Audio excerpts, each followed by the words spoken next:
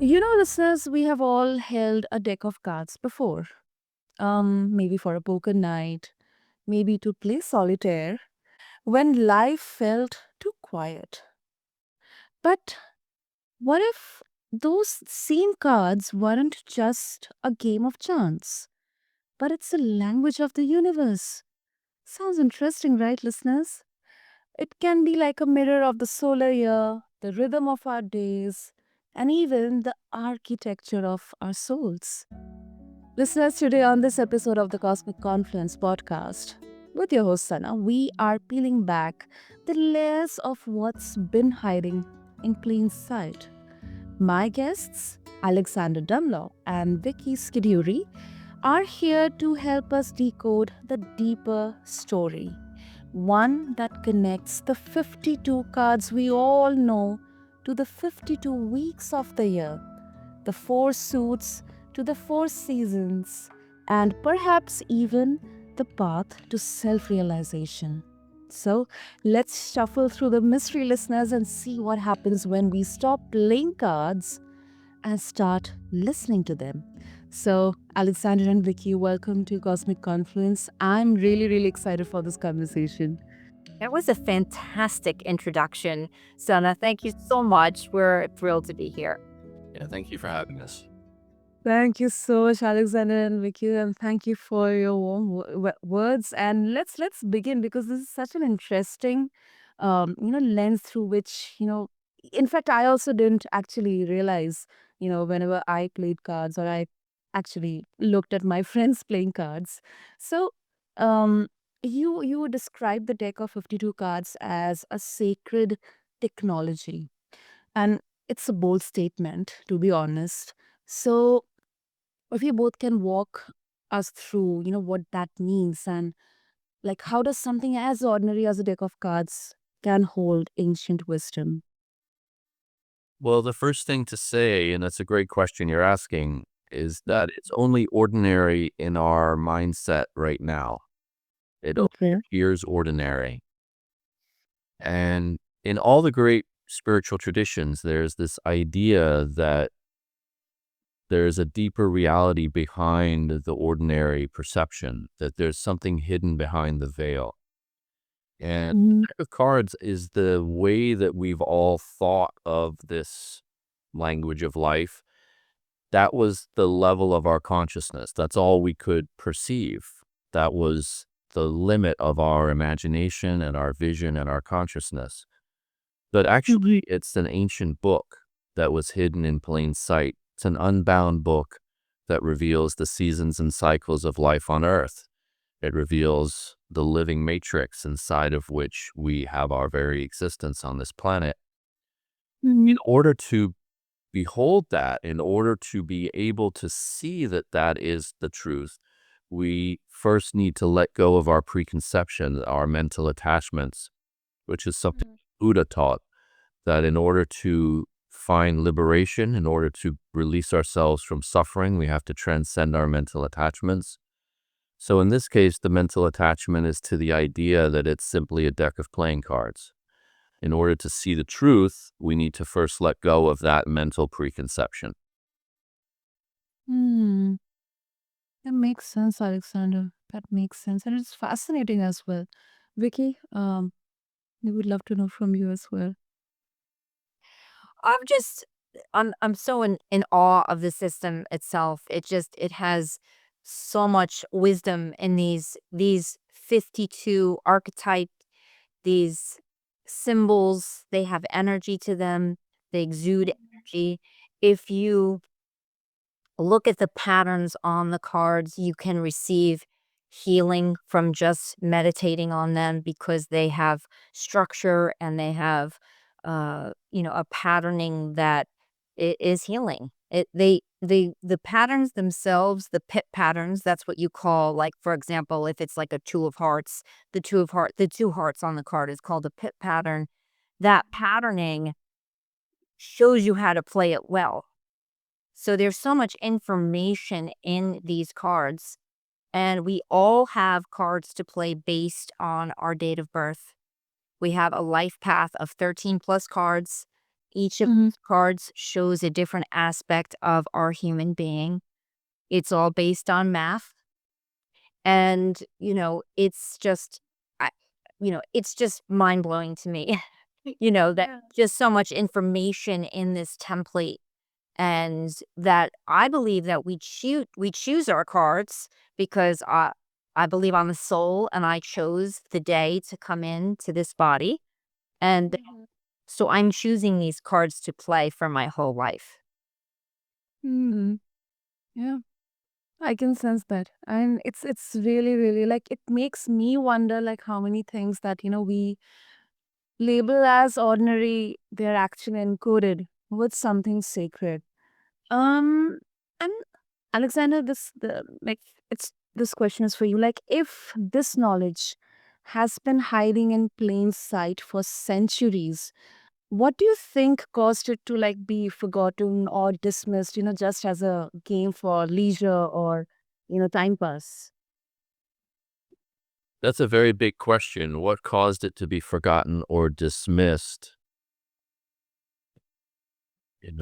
We could point to the idea that has been held again in various spiritual traditions that Mhm. humanity goes through cycles of awakening and also falling asleep, as the idea of the yugas in Indian philosophy. In Yeah. Mayan philosophy of in the Mayan tradition, there is the same idea of cycles that we move Mhm. through larger cycles. And it's possible simply that we had been in a cycle of darkness, and that's why this wisdom was hidden. So that's one possibility. Another Uh-huh. possibility is that we weren't ready for it. This information is so powerful. Once you know it, you know other people's weaknesses. You know exactly how to hurt them if you really wanted to. So we needed to be ready as a species to be able to hold this information, which is why I believe it's only just now coming back to us. But as to why it was lost or dismissed, another reason why it was because it was seen as a threat to the existing power structures, Yeah. seen as a threat to the biblical monotheistic tradition in particular. And in the Middle Ages, the Roman Catholic Church called these cards the Devil's Picture Book or the Devil's Bible. And Okay. propaganda was all too successful. So there are several answers, several ways that we can look at why and how this information was lost or dismissed. Hmm. Yeah, I also think, Alexander, that um, you know, as we advance, and let's look at the positive side. We are in the modern age, we are in the information age, and as we keep on, discovering, we keep on, observing things. There's also like this beautiful bond created between science and spirituality. Maybe few things which cannot be explained scientifically, or maybe few things which do not have any, relevance in there. I think now the good part is that, gradually, slowly, gradually, individuals are actually gaining that access to understand, to at least acknowledge that, there is definitely an explanation out there through history, of course. Yes, Um, beautifully said. mhm. Okay, and also, and this is actually both of you. Like you both connect the cards to the solar calendar, 52 cards, 4 suits, 13 cards per suit, as a mirror of Earth's cycles. Um, if I can play a devil's advocate here, couldn't that just be like a coincidence? Like, I love identifying patterns. I love observing patterns. Like humans are pattern seeking creatures. So we love finding meaning where they may not be any. So what are your thoughts?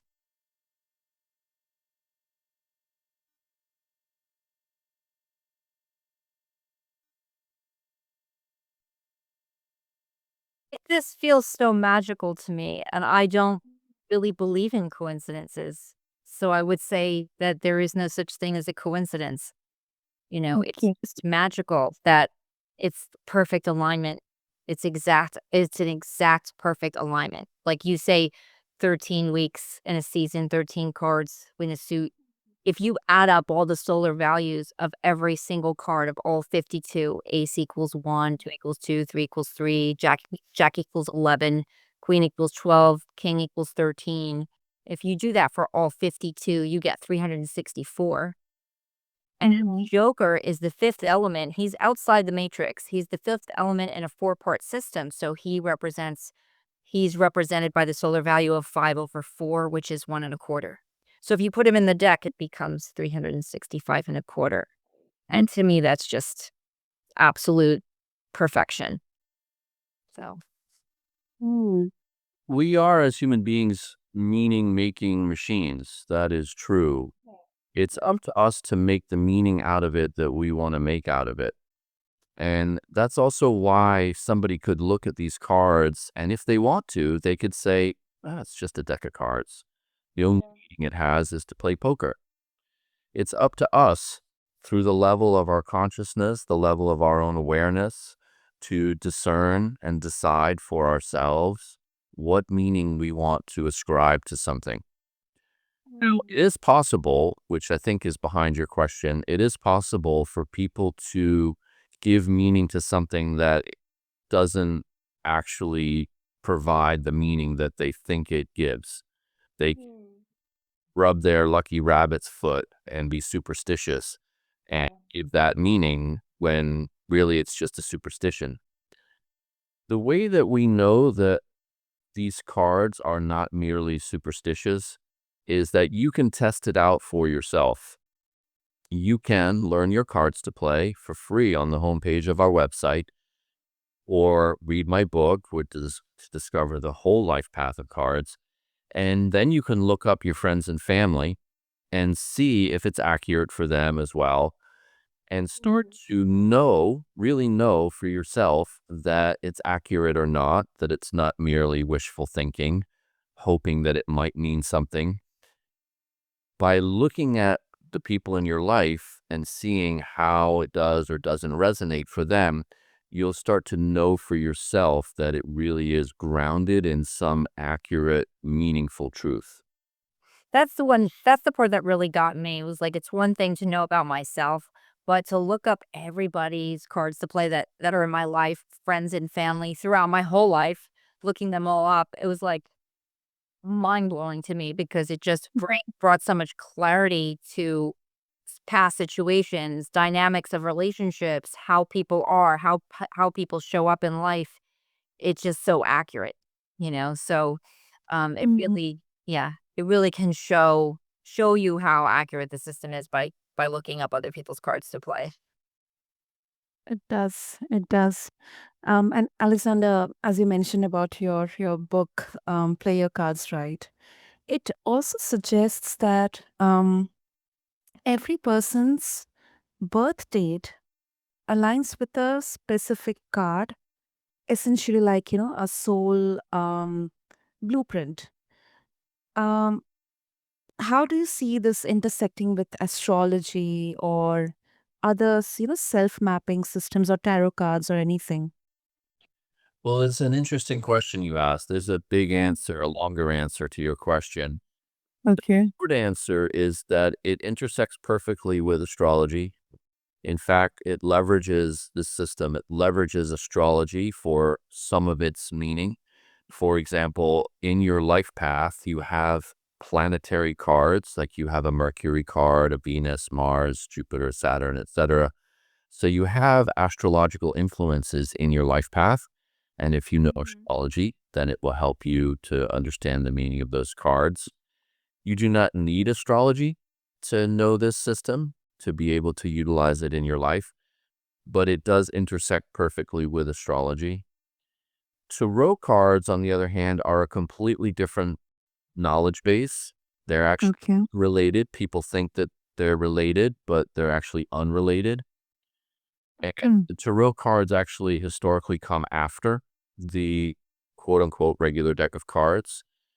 Many people think that these cards are a derivative of the minor arcana in tarot, but actually the tarot cards come later in history.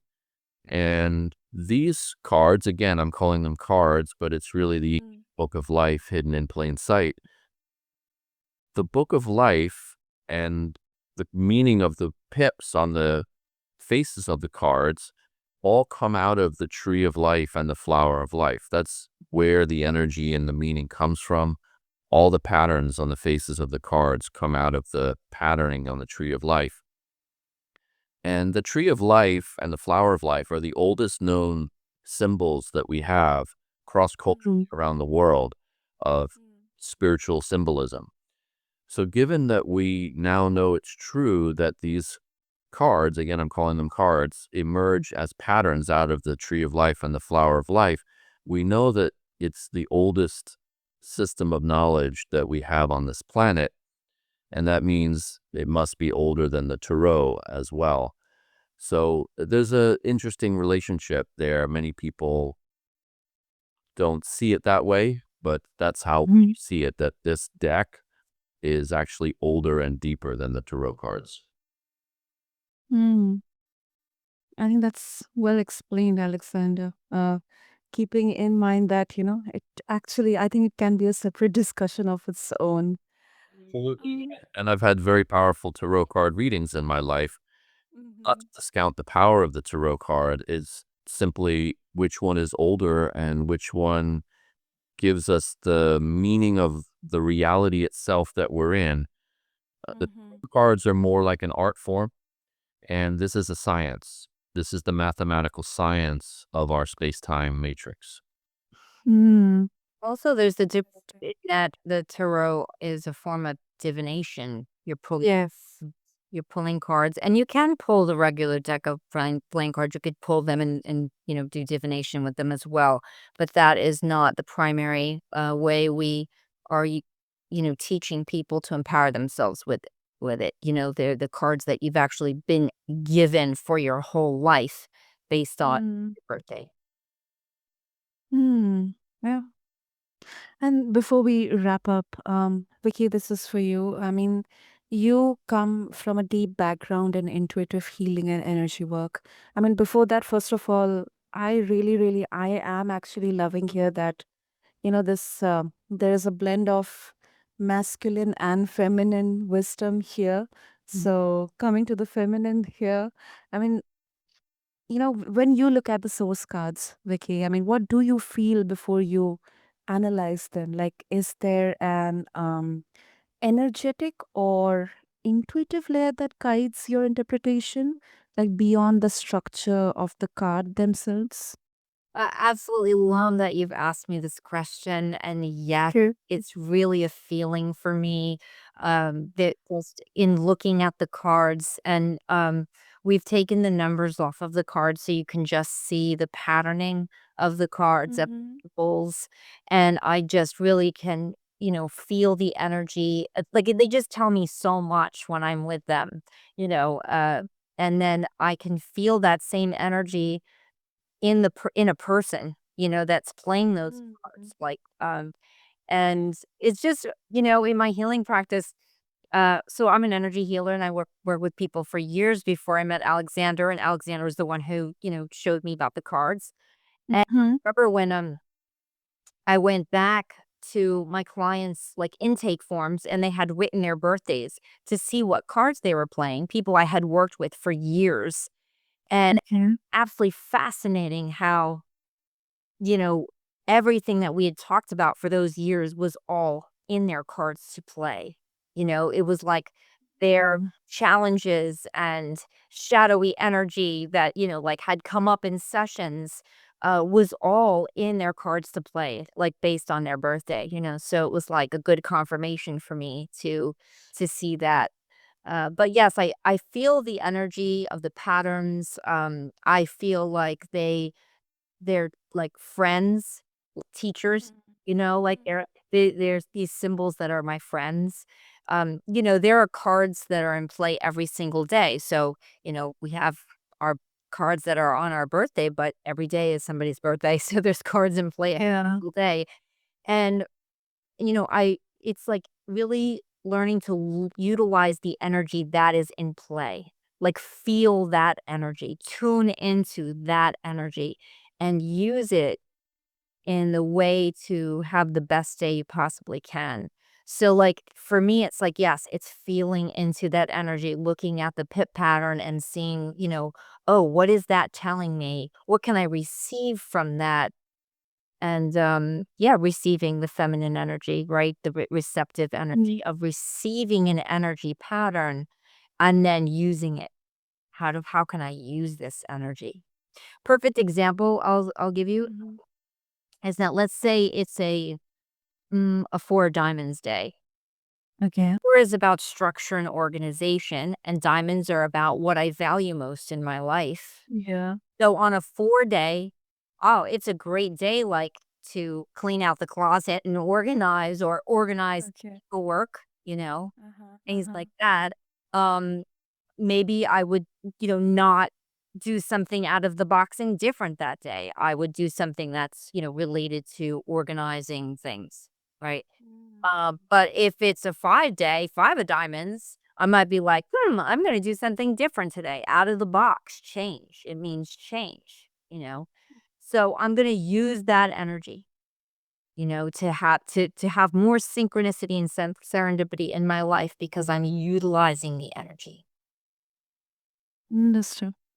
Yeah, actually, that is actually meaningful. I think, you know, the cards, they become a mirror, um, not just for the person in front of us, but for our own energy as a reader too. Like, this specifically for you, Vicky.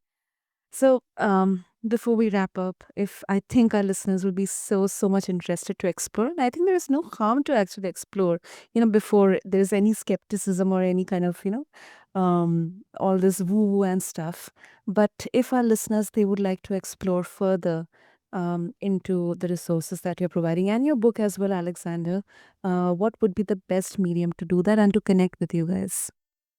Well, the best way to connect with us is to go to our website, thesourcecards.com. And right on the homepage, you can enter your birthday and start with your free lookup of the first two cards in your life path of 13 cards. If that intrigues you, if that interests you further, you can read my book, which is also available on the website. And in my book, you can read about the meaning of all 13 cards in your life path. And then from there, there's other classes you can take. You can do a life audit with us if you have questions for us. We also have certification training, and for executives and CEOs, we have a high ticket coaching program. Brilliant, brilliant. Listeners, what I'm going to do for all of you is have all these details in the show notes. So just go and check out thesourcecards.com and check out all the resources from there. And you can also reach out to Alexander and Vicky. And I think for us, it is wild to think that, something sitting in our junk drawer or maybe backpack, it might be whispering cosmic truths to us. The 52 cards, not as a distraction, but as a reminder, make us realize that we are a part of a grand design, one that mirrors the sun, the seasons, and the soul itself. So, Alexander and Vicky, thank you so much for showing us. I mean, this is absolutely fascinating. And I mean, this is really, really, I think it's very much needed. So, thank you so much. Thank you so much. And to all the listeners out there, thank you for tuning into this episode of the Cosmic Confluence. And maybe the next time you pick up a deck of cards, you'll ask not what game you are playing, but what game life is playing through you. So stay curious, stay open, and keep playing your cards right. This is your host, Sana, signing off. Thank you.